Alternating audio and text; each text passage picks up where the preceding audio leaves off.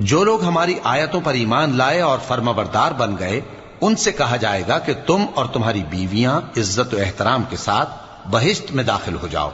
उन पर सोने की तश्तरियों और प्यालों का दौर चलेगा और वहां जो जी चाहे और जो आंखों को अच्छा लगे मौजूद होगा।